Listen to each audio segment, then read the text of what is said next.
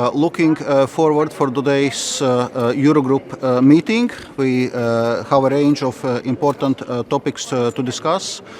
First and foremost, of course, is situation in Ukraine, ongoing Russia's aggression against Ukraine. So we'll be discussing what further EU can do to stop Russia's aggression, how we can further support Ukraine, because we see that this aggression is continuing and Russia's atrocities against civilians are continuing, so we really need to continue to put pressure. And actually, later today, we are deciding on the next sanctions package against Russia.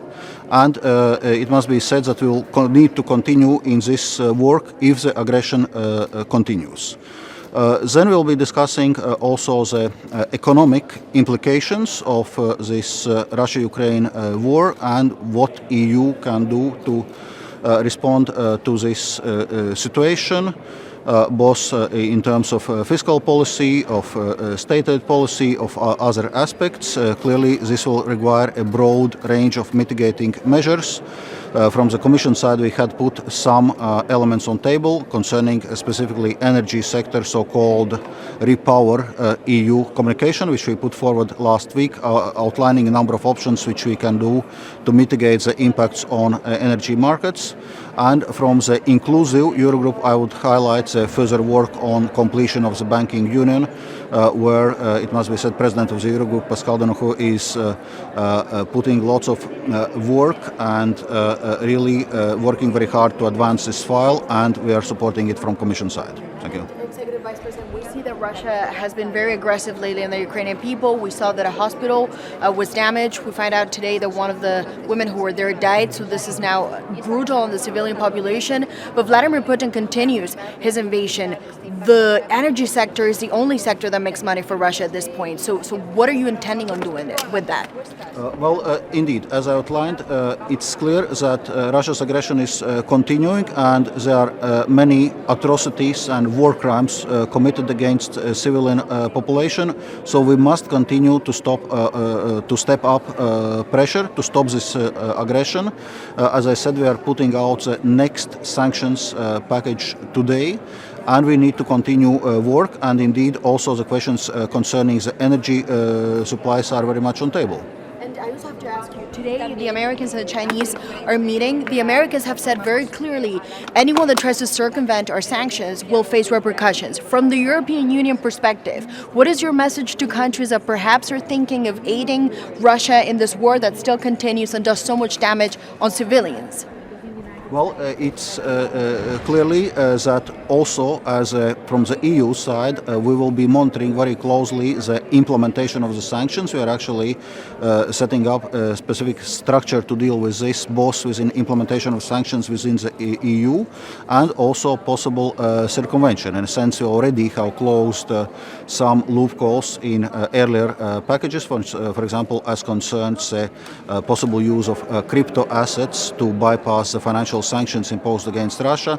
We extended certain sanctions against Belarus, also keeping exactly those circumvention attempts into mind. And so it's clearly something we'll be monitoring very closely and ready to react if there will be attempts of circumvention. And for Belarus, what is your message? Because many argue at this point Lukashenko is equally complicit. I mean, Belarus has been a launch point for this invasion.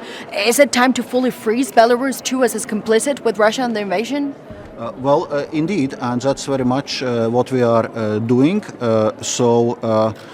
It's clear that Belarus is also aggressor in this war. It's allowing the attacks against Ukraine being launched from Belarusian territory. Correspondingly, we have indeed put number of sanctions, including financial sanctions, including ban on transactions with central bank, the swifting certain banks in Belarus, trade restrictions, personal sanctions. So many of the sanctions which we are applying against Russia, we are also applying against Belarus. What's your message for the oligarchs? Because they've enjoyed a very nice life in Europe up until now.